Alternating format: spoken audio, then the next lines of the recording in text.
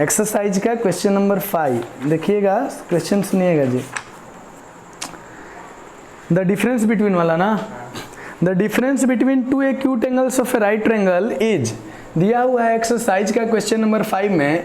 अच्छा, कोई right triangle है, राइट ट्रायंगल पहले समझिएगा किसको कहते थे, याद है आपको, जिसमें एक एंगल हो गया 90 डिग्री का, तो बाकी के जो दो एंगल रहेंगे वो पक्का 90 से तो छोटा रहेगा, क्योंकि तीनों को जोड़ करके 180 लाना था। तो ये अकेले ही 90 हो गया, तो 90 में बाकी दोनों ना बच गया जी। तो दोनों कैसा एंगल होगा 90 से छोटा है, तो 90 से छोटा वाले एंगल को हम लोग बोलते थे एक्यूट एंगल्स। तो यानी कि अगर इसका नाम हम ABC ट्रायंगल का रखते हैं, तो एंगल A और एंगल C दोनों का सम कितना होना चाहिए। अगर ये अकेले 90 का है तो बाकी का इन दोनों को जोड़ के कितना होना चाहिए, क्योंकि तीनों को मिला के 180 होता था ना, ये अकेले ही 90 हो गया, तो इसका मतलब बाकी का 90 में ही दोनों है। तो एक चीज़ तो हमको ये क्लियर है कि एक दिया हुआ है कि कभी भी एक्यूट एंगल्स दो ही रहेगा किसी भी राइट ट्रायंगल में, और उन दोनों का सम कितना डिग्री होगा, तो 90 डिग्री। यानी कि अगर हम इसको x मान लें, डायरेक्ट हम समझा दे रहे हैं, बहुत आसान सा क्वेश्चन है, और इसको हम y मान लें, तो इन दोनों का सम डिग्री में कितना होगा 90 डिग्री।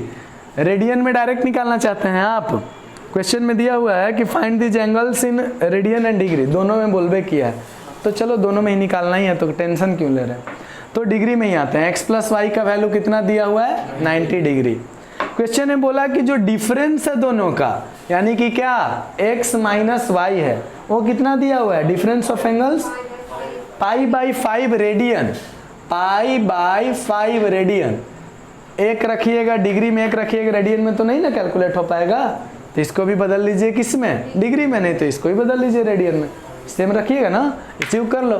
तो π/5 में कितना से मल्टीप्लाई 180/π से, तो कितना में चला जाएगा डिग्री में, पाई से पाई कैंसिल, 36 बचे 180, तो हो गया कितना डिग्री, ये आ गया किसका वैल्यू, x माइनस वाई का, ये वैल्यू आ गया। समझ में आ रहा है बात, खत्म तो हो जाएगा, नहीं हो गया।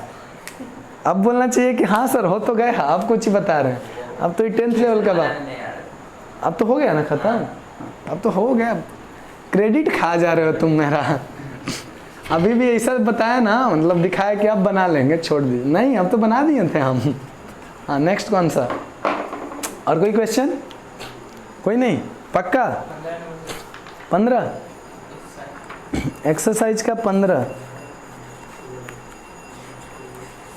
किधर गया, एक्सरसाइज का ही 15 नंबर देखिए भाई, एक्सरसाइज का 15 नंबर है। A wire of length 120 centimetre is bent so as to lie along the arc of a circle of radius 180 centimetre. एक सर्कल है जिसका रेडियस दिया हुआ है 180 सेंटीमीटर, आर का वैल्यू। एक तार को मोड़े, एक सीधा तार था उसको मोड़े और मोड़ के इसके आर्क पे रख दिए, मान लीजिए यहाँ से यहाँ तक आया, ठीक है। तो इस आर्क का लेंथ जो रहा होगा, इस L का वैल्यू दिया हुआ है, कितना दिया हुआ है, कितना सेंटीमीटर का तार मोड़े थे 121 सेंटीमीटर का, आर का वैल्यू कितना दिया हुआ है 180 सेंटीमीटर। फिर आगे पूछा कि find in degrees the angle subtended at the centre by the arc. ये जो आर्क रहा होगा, कोई तो एंगल यहाँ पर बनाया होगा, इस एंगल का वैल्यू बताइए डिग्री में भी और रेडियन में भी। बड़ा सिंपल सा है, पता नहीं तुम क्यों पूछ रहे हो। थीटा का फॉर्मूला बताओ तो, L/R रेडियन, L का वैल्यू 121, R का वैल्यू 180, ये किस में आ गया, रेडियन में तो आ चुका है। बस इसको जो कैंसिल होता है कर लो, जितना 11 से ही सिर्फ कटता है, 180 जो है 11 से कटता नहीं है, तो ये तो पक्का है कि अब आगे फर्दर कैंसिल होने वाला नहीं है। तो एक आंसर आ चुका है यहीं पर। बहुत ज़्यादा खुश होइएगा तो बोला है डिग्री में भी कर दो, तो कर लो।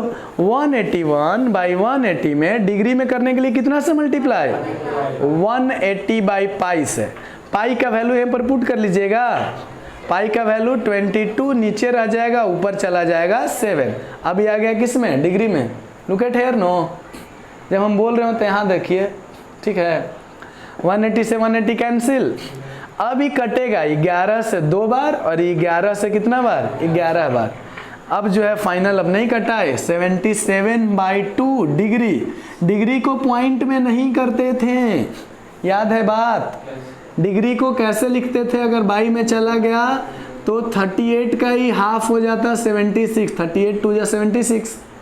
अब बच गया कितना, 1 डिग्री अभी भी रह जाता, तो ये आया 38 डिग्री तो पूरा पूरा, अभी भी 1 डिग्री बचा हुआ है। 1 डिग्री में कितना मिनट, 60 मिनट। इस 60 मिनट में भी फिर से भी डिवाइड करना बाकी है, कितना से, 2 से, तो कितना टाइम्स, 30 टाइम्स, तो 30 मिनट।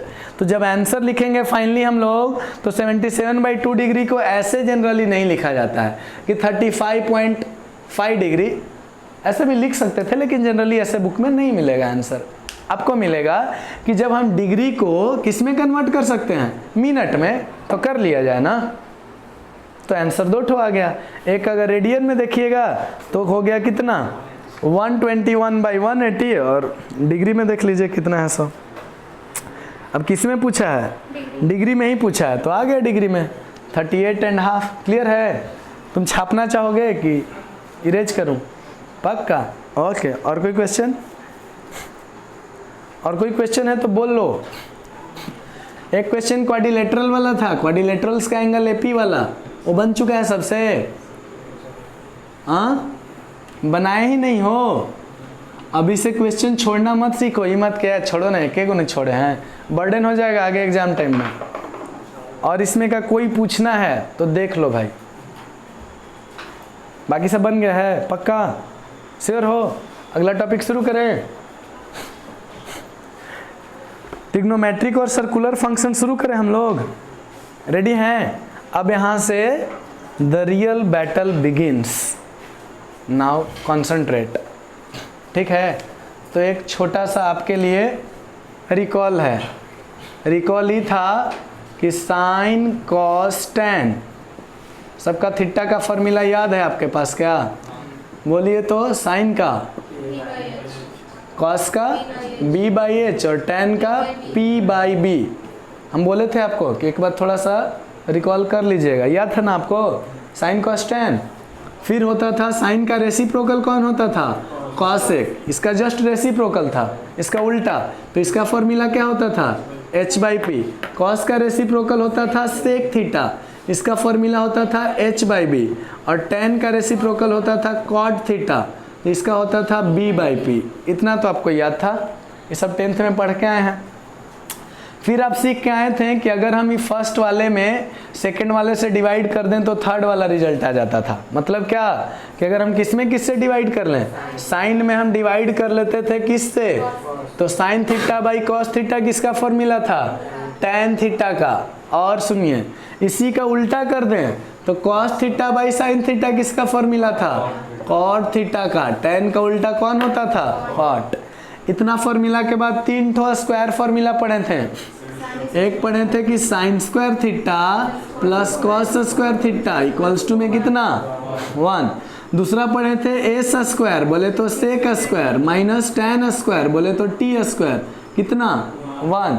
और तीसरा पढ़े थे cosec square theta minus cot square theta equals to में 1। अब आप हमको बस इतना बताइए कि ट्रिग्नोमेट्री में ये सब बेसिक्स भी बताएं जो 10th लेवल का है, तो हम वहाँ से शुरू करेंगे कि trigonometry is the branch of mathematics in which we study about the relationship between the angles and sides of a generally right angle triangle. यहाँ से शुरू करेंगे, नाम से सब बताएंगे। पूरा 10th वाला आज का प्रवचन रह जाएगा। 10th ही का आज प्रवचन में क्लास खत्म हो जाएगा। 11th का प्रवचन आते आते आप बताइए, जस्ट यू डिसाइड कि इतना अगर आपको है दिमाग में तो इसको फिर से क्यों, जिससे जल्दी बोलिए, क्या फिर से आगे बढ़ें? पक्का ना? ये सब याद था ना? पक्का ना? तो हाँ बोलो ना ठीक से। हाँ तो चलिए आगे बढ़ते हैं। अब यहाँ से तुम्हारा नाम क्या है? भूल गया हम। अमरजीत। अरे भूल जाते हैं हम ना, नाम बहुत भूलते हैं हम, सो सॉरी फॉर दैट। तो अमरजीत, अगर तुम पढ़े हुए भी हो, समझ भी गए हो, तो भी इसमें ध्यान से समझने की कोशिश करना। थोड़ा सा कॉन्सेप्ट कुछ तो अलग होगा ही। हम लोग पढ़ने वाले हैं सारा फॉर्मूला और सारा रिलेशन को, जो जो चीज़ अभी बताएंगे वो सारी बातों को आपको ध्यान में रखना है। हम लोग अभी एक फॉर्मूला पढ़े हैं। कौन सा फॉर्मूला? थीटा का फॉर्मूला पढ़े हैं कि L/R, और इतना होता है किस चीज़ में? रेडियन में होता है। आगे सुनते हैं जरा। हम लोग यहाँ पर क्या कर रहे हैं कि सारा फॉर्मूला को जरा देख रहे हैं। सारा फॉर्मूला अब हम लोग देखने वाले हैं फिर से, और उसका प्रूव करके दिखाएंगे शॉर्ट में। हम लोग यहाँ पर एक सर्कल ड्रॉ किए जो कि यूनिट सर्कल है। यूनिट सर्कल कहने का मतलब क्या होता है कि एक वैसा सर्कल जिसका रेडियस कितना हो, 1 यूनिट। यूनिट कहने का मतलब 1 यूनिट। यूनिट कितना को माना जाता है तो फिक्स नहीं है। 1 मीटर को भी आप 1 यूनिट बोल सकते हैं, 1 सेंटीमीटर को ही बोल सकते हैं। तो मतलब कि हम लोग यहाँ पर एक ड्रॉ कर लिए, क्या यूनिट सर्कल है, इसका ही सेंटर है। सेंटर से ही हम लोग 2 ठो ड्रॉ कर ले रहे हैं अपना एक्सिस को। एक होता था एक्स एक्सिस, इस पॉइंट का नाम हो जाएगा ओरिजिन, पहचान रहे हैं ओ। इधर रहा होगा कौन, एक्स, इधर रहा होगा एक्स डैश, इधर कौन रहता था वाई, और इधर रहता था वाई डैश। 4 पार्ट में ही बढ़ जाता था। इसी को हम लोग कार्टेशियन प्लेन बोलते थे, और इसको कोऑर्डिनेट एक्सिस बोलते थे। एक्स वाले को एब्सिसा बोलते थे, वाई वाले को ऑर्डिनेट बोलते थे, दोनों को एक साथ कोऑर्डिनेट बोलते थे। हम लोग कैसा सर्कल ड्रॉ किए हैं, unit circle. We draw a unit circle. Unit circle कहने का मतलब क्या होता है कि रेडियस कितना रहा, 1 यूनिट। इसका रेडियस कितना है, 1 यूनिट। हम पूछें कि O से लेकर X कितना डिस्टेंस है अभी, अगर हम पूछे कि बताओ तो इस पॉइंट का कोऑर्डिनेट बताओ, इस X का, तो यहाँ पर यहाँ से लेकर यहाँ तक X का वैल्यू कितना है, 1। कैसे पता चला, क्योंकि इसका रेडियस है कितना लिए हैं, यही ना इसका रेडियस है भाई, तो इसका वैल्यू ले लिए 1। अच्छा यहाँ पर y का वैल्यू कितना है, y तो है ही नहीं ना। x एक्सिस पे अगर है कोई, हम लोग सीखे थे कि अगर मान लीजिए कि यहाँ का कोई पॉइंट है, मान लीजिए यहाँ पर 2 रहता है, तो x का वैल्यू तो आपको पता है कि 2। y तो इधर लाइन है ना, अगर इधर रहता बीच में कहीं पर पॉइंट कि इधर से 2 और इधर से 3, तो पहले x वाले को बोलते थे और बाद में y वाले को, ऐसे कि इस पॉइंट का कोऑर्डिनेट हो जाता था 2,3। 2 वैल्यू है x का, 3 वैल्यू है y का, ऐसे ना कोऑर्डिनेट को डिनोट करते थे। अब सुनिए, अगर मान लीजिए ये एक्सिस पे लाई कर रहा है तो सिर्फ किसका वैल्यू है, x का ना, y है यहाँ पर, क्योंकि एक्सिस पे y तो है ही नहीं, तो नहीं है तो कितना, 0। यानी कि इस पॉइंट का कोऑर्डिनेट हो जाएगा, इस x का कोऑर्डिनेट हो जाएगा कितना, 1 और 0 कोऑर्डिनेट पे। अगर इधर आते तो इधर जैसे पॉजिटिव नंबर होते चला जाता था, इधर क्या होता था, निगेटिव ना, इधर -1 -2 ऐसे आता था। तो यहाँ से यहाँ तक का डिस्टेंस भी कितना रहा होगा, 1 ही रहा होगा, प्लस में कि माइनस में। तो अगर इसका कोऑर्डिनेट हम पूछ दें x डैश का, तो ये हो जाएगा -1, और यहाँ पर y का वैल्यू तो है नहीं, क्योंकि x एक्सिस का पॉइंट है। अब एक्सिस पे है, x एक्सिस पे है, तो सिर्फ किसका वैल्यू है, x का। y का वैल्यू तब रहता जब इधर बीच में रहता, कोई क्वाड्रेंट में। इसको बोलते थे कौन सा quadrant, first quadrant, this is second quadrant, this is third quadrant, याद है आपको। इसको बोलते थे फर्स्ट क्वाड्रेंट, इसको बोलते थे सेकंड क्वाड्रेंट, इसको बोलते थे थर्ड क्वाड्रेंट, और इसको बोलते थे फोर्थ क्वाड्रेंट। यहाँ से गिनती स्टार्ट करते थे। इधर रहता था, फिर से शॉर्ट में इधर जो, अगर आपका रिएक्शन देख के लग नहीं रहा है कि आप लोग 10th में जो बात पढ़ के आए हैं वो अभी तक आपको याद है, तो आप लोग को हम इल्ज़ाम नहीं लगा रहे हैं कि आप सब भूल गए हैं, 10th में मेहनत नहीं किए। हम क्या कर रहे हैं कि सारा इल्ज़ाम कोरोना पे लगा रहे हैं कि बीच में कोरोना था, हो सकता है कि 5-6 महीना नहीं पढ़े तो भूल गए। आप पे कोई इल्ज़ाम नहीं लगा रहे हैं, ठीक है। सब गलती कोरोना का, पढ़ने ही नहीं दिया हम लोग को, तो हम लोग क्या करते, भूलेंगे नहीं। हम भी भूल गए थे कि हम कौन है, तुम लोग भूले तो क्या हुआ। आगे सुनिए, तो इधर होता था x और x डैश, यही था ना। इधर होता था y और इधर होता था y डैश। थोड़ा बेसिक्स भी समझना है हम लोग को। अब सुनिएगा, इधर होता था कैसा, पॉजिटिव नंबर्स, और इधर होता था लेफ्ट साइड में निगेटिव नंबर, x एक्सिस पे। ये तो 0 ही होता था ओरिजिन। ऊपर जाते थे तो कैसा होता था, पॉजिटिव नंबर, और नीचे आते थे तो कैसा होता था, निगेटिव नंबर। ये होता था पॉजिटिव नंबर, और नीचे आते थे तो होता था निगेटिव नंबर, y डैश, यानी कि y पॉजिटिव था, y डैश निगेटिव था। ये सब चीज़ याद आया। इसी को बोलते थे फर्स्ट क्वाड्रेंट, जहां पर दोनों x का वैल्यू भी पॉजिटिव में रहता था और y का वैल्यू भी पॉजिटिव में रहता था। इसको बोलते थे सेकेंड क्वाड्रेंट, जहां पर x का वैल्यू रहता था निगेटिव में और y का वैल्यू रहता था पॉजिटिव में। ये होता था थर्ड क्वाड्रेंट, जहां पर x का वैल्यू रहता था निगेटिव में और y का वैल्यू भी रहता था निगेटिव में। और ये हो गया फोर्थ क्वाड्रेंट। पहले किसका वैल्यू लिखते हैं? x का, तो x का वैल्यू पॉजिटिव में, y का वैल्यू निगेटिव में।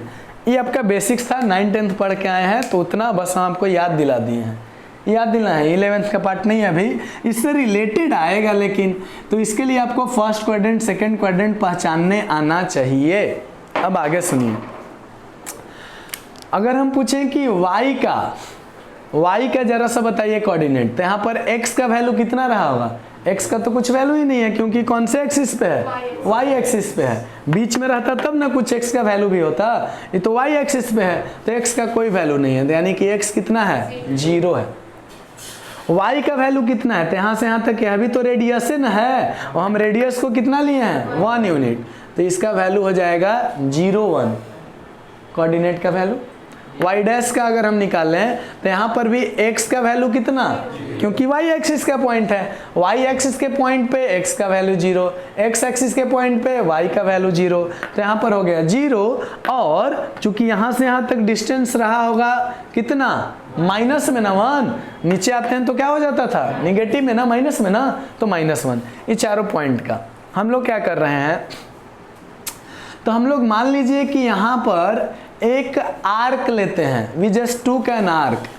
मान लीजिए कि यहाँ से यहाँ तक एक आर्क लिए, सपोज x से लेकर के इस पॉइंट का नाम मान लेते हैं हम a। We take an arc ax, हम लोग एक आर्क ले लिए ax और इसका लेंथ मान ले रहे हैं ऑफ लेंथ थीटा।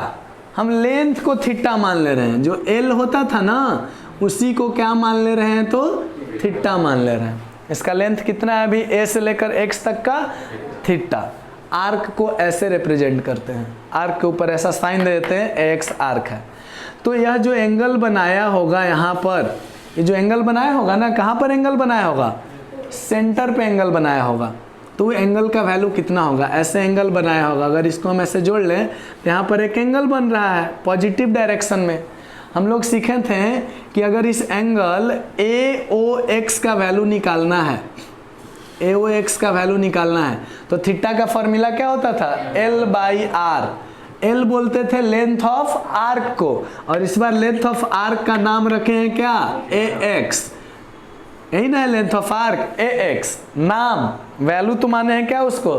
थीटा माने हैं। क्यों माने आपको समझ में आ जाएगा। और बाई में क्या होता था? रेडियस। तो यानी कि एंगल AOX जो हो जाएगा, AX आर्क को कितना माने हैं? थीटा माने हैं। लेंथ को ही थीटा मान लिए हैं, आर्क के लेंथ को। ऐसा क्यों किए? इससे इसलिए किए क्योंकि अगर लेंथ इसका थीटा है तो एंगल भी जो सबटेंड करेगा सेंटर पे वो भी थीटा हो जाएगा। लेट्स सी हाउ, कैसे। रेडियस कितना लिए हैं?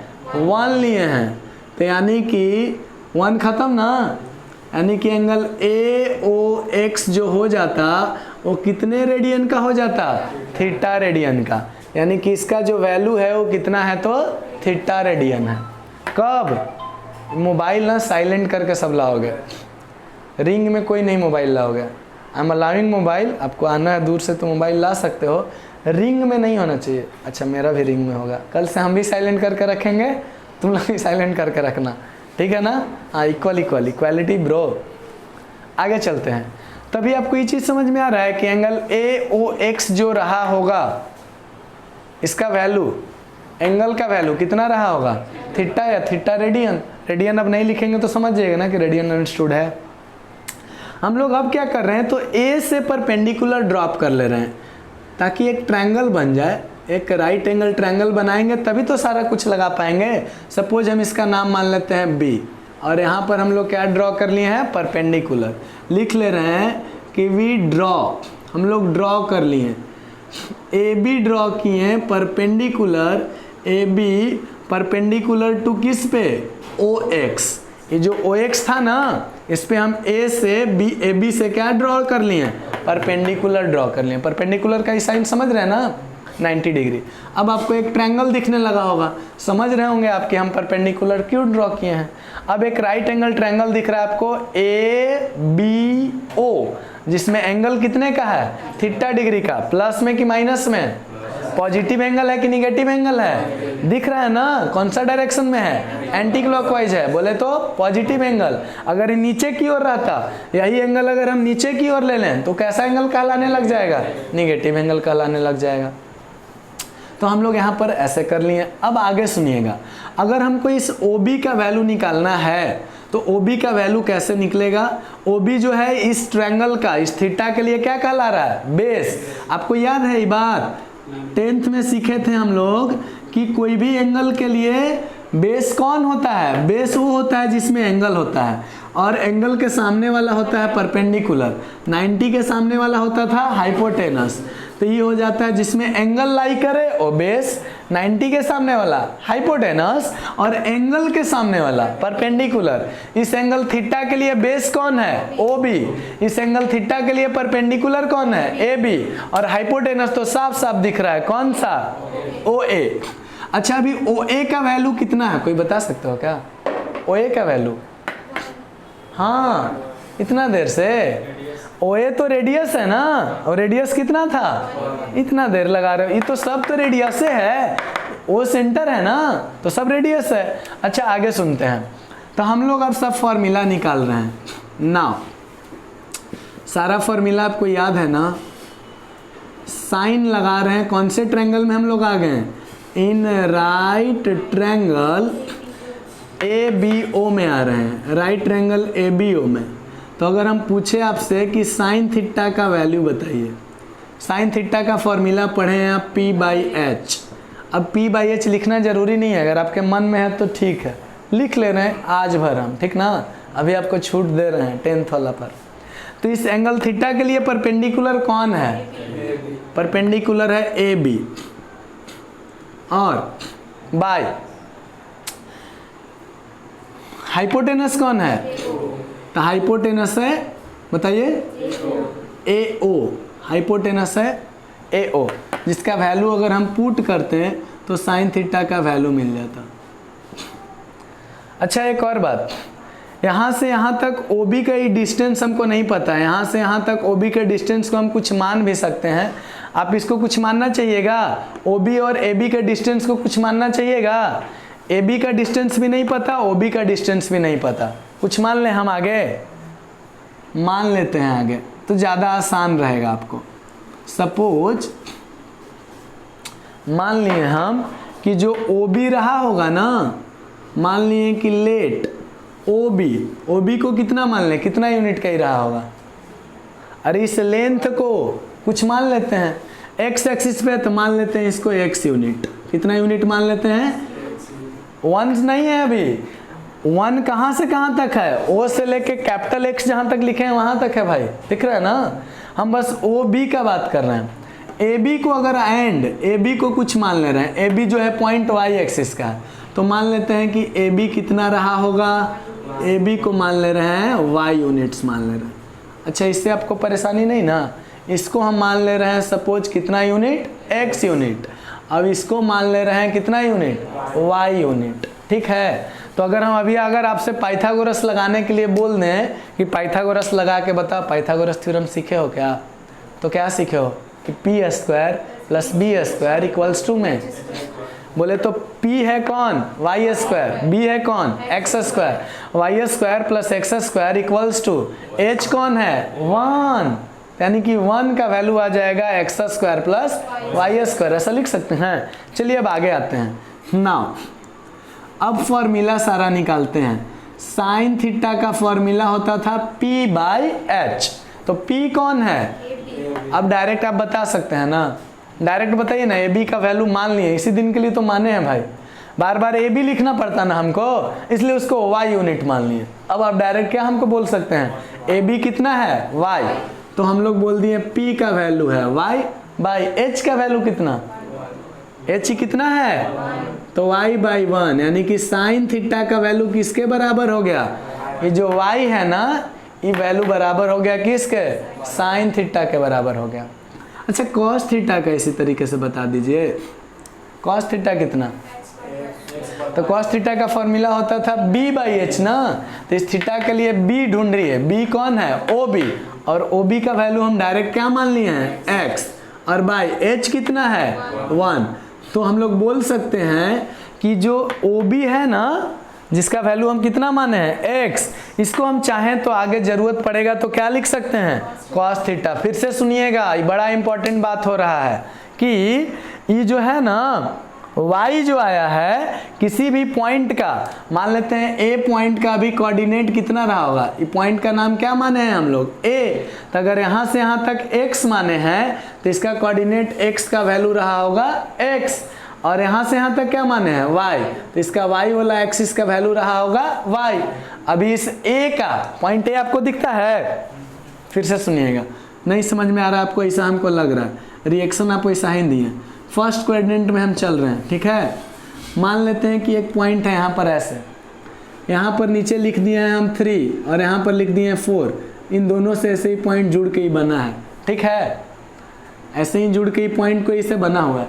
तो हम पूछेंगे कि इस पॉइंट का कोऑर्डिनेट बतलाइए, तो x वाले का वैल्यू आप पहले बताइएगा, x वाला का वैल्यू इसका कितना है 3, फिर y वाला का वैल्यू बताइएगा कितना है 4, ऐसे ना बताते हैं।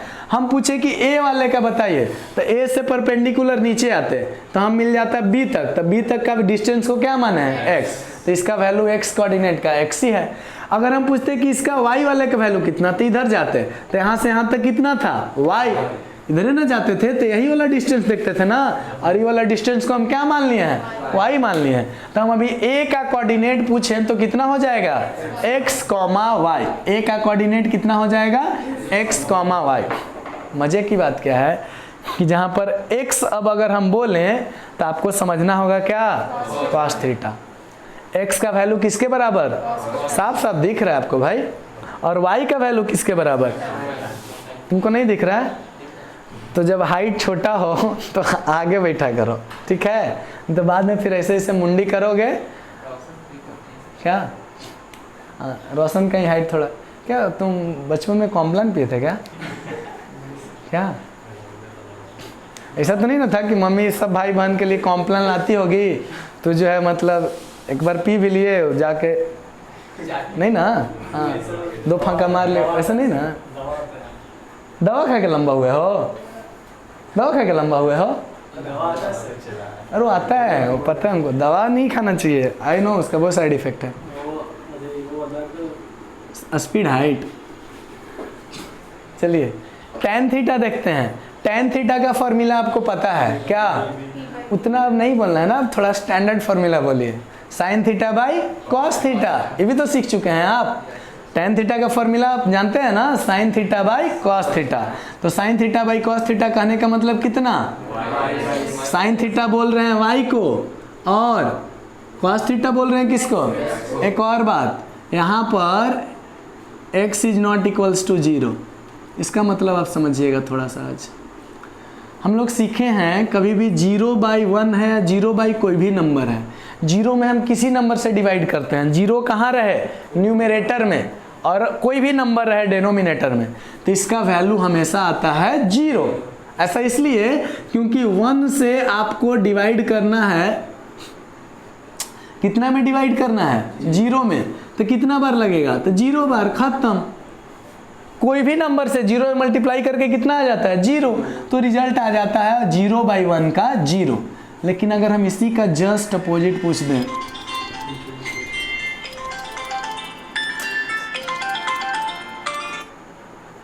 अगर हम आपसे रिजल्ट पूछ दें, किसका रिजल्ट, तो 1/0 का, जब 0 कहाँ चला जाए, डेनोमिनेटर में चला जाए, 0 चला जाए डेनोमिनेटर में, तो अब आप बताइए तो कि हमको 0 से डिवाइड करना है कितना में, 0 के टेबल में 1 कितना बार आएगा, पढ़िए तो 0 में कोई नंबर से मल्टीप्लाई कीजिए, आएगा क्या कभी, तो आएगा ही नहीं। तो बहुत लोग बोल देगा कि इसको इन्फिनिटी बोल देना, ना ना ना ना ना, इन्फिनिटी नहीं, इन्फिनिटी तो उसको कहते हैं जो बहुत बड़ा नंबर है, हाँ, इसका आप बता ही नहीं पा रहे हैं, डिफाइन ही नहीं कर पा रहे हैं। समझ रहे दोनों में फर्क? इन्फिनिटी किसको कहते हैं? इन्फिनिटी कहते हैं कि जो इतना बड़ा नंबर है कि हम इमेजिन नहीं कर पा रहे हैं। समझ रहे हैं? तो वो इन्फिनिटी है। जैसे इफ आई आस्क यू कि which is the largest natural number, सबसे बड़ा नेचुरल नंबर कौन है, तो आप जितना बोलिएगा हम उससे एक ज्यादा बोल ही देंगे। वही ना इन्फिनिटी। इन्फिनिटी में से अगर 1 सब्ट्रैक्ट कर लें तो भी कितना रहेगा? वो इन्फिनिटी ही रहेगा। इन्फिनिटी मतलब समंदर, मानो समंदर में से 1 लोटा पानी निकाल लिए। अब बोलेंगे कि समंदर में से 1 लोटा पानी निकाल लिए तो अभी समंदर नहीं रहा, समंदर -1 लोटा पानी हो गया। ऐसा हो गया क्या? नहीं। उसमें कोई फर्क पड़ गया क्या? नहीं। इन्फिनिटी वही तो है। इन्फिनिटी में 1 जोड़ दीजिए तो भी इन्फिनिटी, इन्फिनिटी में 1 घटा दीजिए तो भी इन्फिनिटी। इन्फिनिटी कितना? तो इन्फिनिटी जितना आप सोच रहे हैं उससे भी ज्यादा वो इन्फिनिटी है। यहां पर क्या है?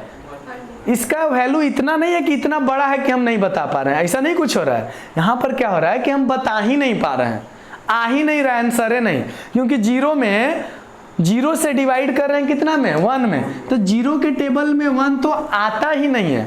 ऐसा नहीं हो रहा है कि इतना बड़ा नंबर हो जा रहा है कि हम बता नहीं पा रहे हैं, तो हम डायरेक्ट क्या लिख देते? इन्फिनिटी। यहां पर क्या हो रहा है? अनडिफाइंड।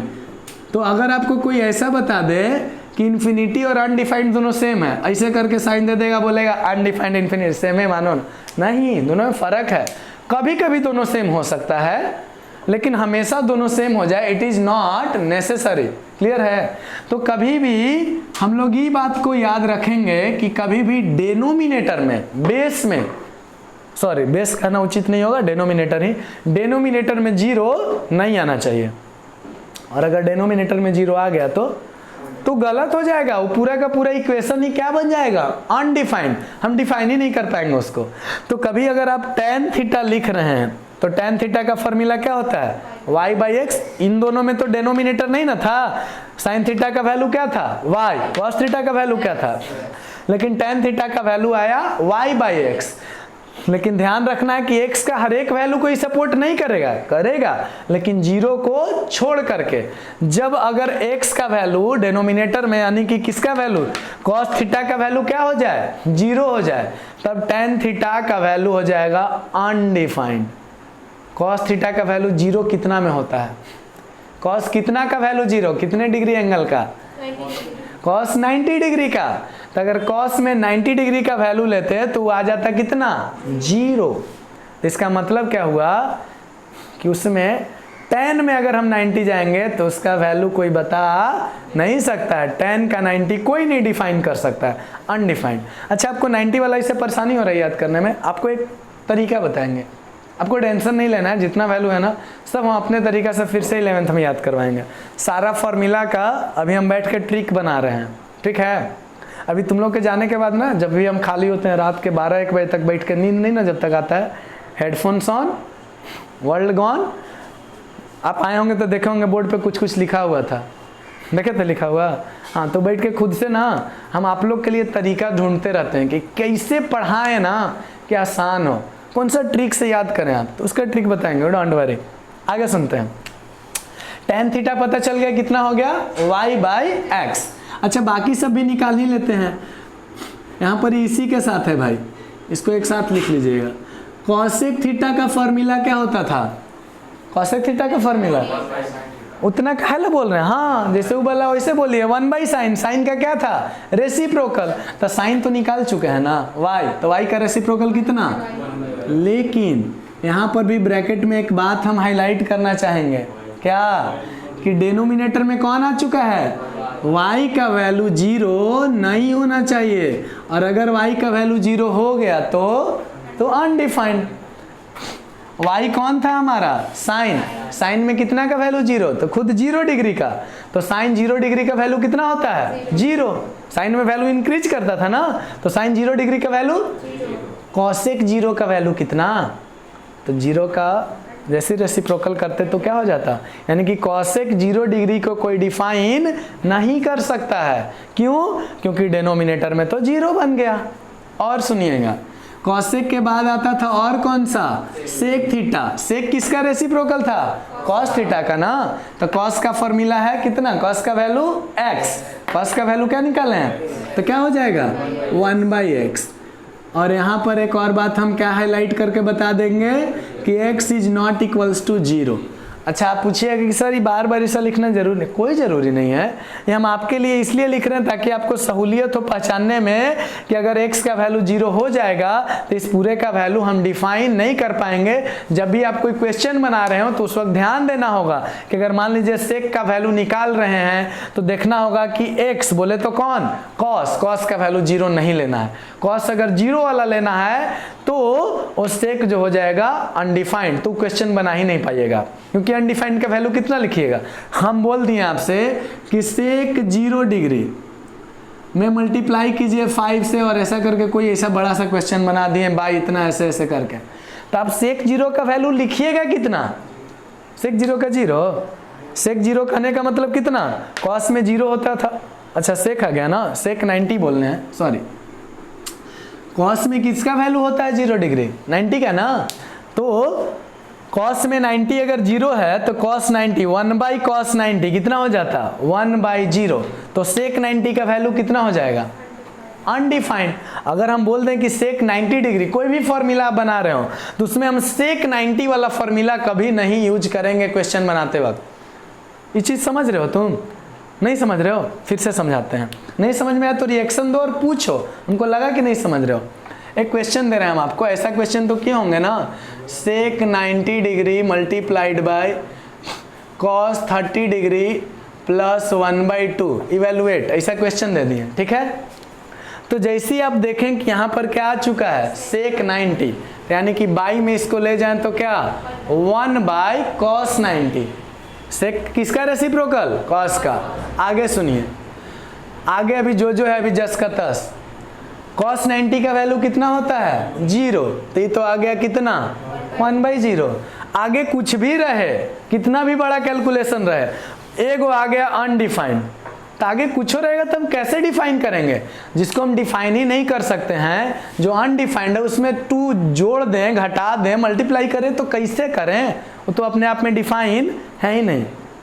तो यानी कि ऐसा क्वेश्चन नहीं बनाना है आपको, मतलब फॉर्मूला आपको लगाते वक्त ऐसा फॉर्मूला कोई नहीं लगा लेना है कि जिसमें cos 90 आ जाए और सेक 90 निकालना हो। मान लीजिए कि कोई फॉर्मूला लगा रहे हो आप जिसमें सेक 90 आप लगा लिए, तो नहीं लगाइए, क्योंकि सेक 90 लगाइएगा तो क्वेश्चन नहीं बनेगा, ठीक है। समझ रहे हैं बात को हम क्या कह रहे हैं, अभी भी नहीं समझ में आया, अभी भी नहीं समझ में आया तो फिर आगे जब क्वेश्चन बनाएंगे ना तो उस वक्त याद दिलाएंगे कि देखो हम इसी का बात कर रहे थे, ठीक है। तो वेट एंड, हाँ कोई बोला क्या कुछ, समझ गए तो अच्छी बात है। फिर आगे सुनिए, सेक के बाद एक और कौन बचा हुआ है, कॉट थीटा ना। कॉट थीटा किसका रेसिप्रोकल, tan का, तो इसका फॉर्मूला डायरेक्ट क्या बोल सकते हैं हम लोग, x/y। इंपॉर्टेंट बात कौन सा, कि y का वैल्यू 0 के बराबर नहीं होना चाहिए। y बोले तो कौन था, x किसको बोलते हैं, ये आज याद करके जाओ कम से कम, कि अगर हम आगे चल के x बोलेंगे तो किसको बोलेंगे, cos थीटा को, और y बोलेंगे तो एक बात याद रखो, यहाँ पर कितना डिग्री का एंगल होता है 0 डिग्री, यहाँ पर कितना होता है 90 डिग्री, यहाँ पर 180, यहाँ पर 270 ना, 180 में 90 है ना जोड़े, यहाँ पर ना 360। अब देखो तो सबका हम तुमको वैल्यू याद करना सिखा रहे हैं। ये है x और ये है y, तो यहाँ पर कितना डिग्री था 0 डिग्री ना, तो x को इसको बोलते थे cos को, तो हम पूछे कि cos 0 डिग्री का वैल्यू तो कितना 1, और sin 0 डिग्री का वैल्यू, नहीं समझ में आ रहा है। फिर से सुनो, कभी अगर x y लिखा हुआ है तो x को क्या बोलना cos और y को क्या बोलना, अभी दिखाए ना हम कैसे और क्यों। तो देखो ये कितना डिग्री का एंगल यहाँ पर है 0 डिग्री है ना, यहाँ पर जैसे 90, यहाँ पर ये कितना था 0, ये कितना था, ये कितना था 180, ये कितना था 270, और ये था, फिर वापस चले जाइएगा तो 360। तो मान लीजिए कि आपको x को क्या बोलना है, यही ना है x, और ये क्या है y, तो यहाँ पर x को बोलेंगे cos थीटा और y को बोलेंगे sin थीटा। कितना डिग्री के लिए, तो यहाँ पर कितना डिग्री है 0 डिग्री, तो यानी कि cos 0 डिग्री का वैल्यू 1 और sin 0 डिग्री का वैल्यू 0। यहाँ पर देखो, यहाँ पर ज़्यादा समझ में आएगा। ये तो समझ में आ रहा है ना कि कितने डिग्री का एंगल है, 90 समझ में आ रहा है। ये किसका वैल्यू है, कौन सा कोऑर्डिनेट, एक्स कोऑर्डिनेट। अरे दो चीज ऐसे कॉमा दे के लिखे हैं तो इसको कौन सा कोऑर्डिनेट बोलते हैं, एक्स कोऑर्डिनेट, इसको कौन सा, वाई कोऑर्डिनेट। ये नहीं समझ रहे हो, एब्सिसा और ऑर्डिनेट, पहले वाला किसका वैल्यू देता है, एक्स का, दूसरे वाला एक्स को क्या बोलते हैं, कॉस, और वाई को क्या बोलते हैं। तो यानी कि कितने डिग्री के एंगल पे है, तो कॉस 90 डिग्री का वैल्यू कितना होता होगा, और साइन 90 का वैल्यू याद रखने की जरूरत नहीं है, सिर्फ आप कोऑर्डिनेट मन में याद रखिएगा तो cos 90 sin 90। उसी प्रकार से ये किसका वैल्यू रहा होगा, cos में कितना डिग्री का, 180 डिग्री। ये कितना डिग्री का एंगल बन गया, ये सीधा एंगल कितने का है, 180। समझ में आ रहा है बात, ये बिल्कुल यहाँ से यहाँ तक सीधे आ गए ना भाई, तो यहाँ पर एंगल कितना का बना होगा, 180। तो ये है cos में 180 का वैल्यू, अब ये है sin में 180 का वैल्यू। बोलो तो cos 180 और sin 180 याद रखे की जरूरत है। अब आप ऐसे बता सकते हैं कि cos 180 तो कितना, -1, sin 180 तो कितना, 0। फिर से यहाँ पर ई वैल्यू कितना का यहाँ तक आते थे, 270 ना, तो cos 270, sin 270। बुक में आपको रटवाया है कि ऐसे ऐसे याद कर लो, काहे याद करना है, देखो ना है तो तरीका। फिर से वापस यहाँ पहुँच गए तो 360 ने इस बार आए हैं लौट के, तो यानी कि जो वैल्यू 0 का रहा होगा फिर से वही वैल्यू 360 का भी, यानी कि cos में 360 का वैल्यू 1 और sin में 360 का वैल्यू। देख रहे हो इससे फायदा क्या हो रहा है एक्स और वाई से, नहीं समझ में आ रहा है, अभी भी समझ में आ रहा है। हाँ, तो जिसको नहीं समझ में आ रहा है कोई दिक्कत नहीं है, अभी टॉपिक और अभी दूर तक जाएगा, अभी तो बस स्टार्ट हुआ है, ठीक है। तो हम चाहेंगे कि आप इसको छाप लें। आज बड़ा अच्छा हम लिखे हैं, बिलीव में, वो बड़ा साफ सुथरा लिखे हैं, इतना साफ हम लिखते नहीं हैं।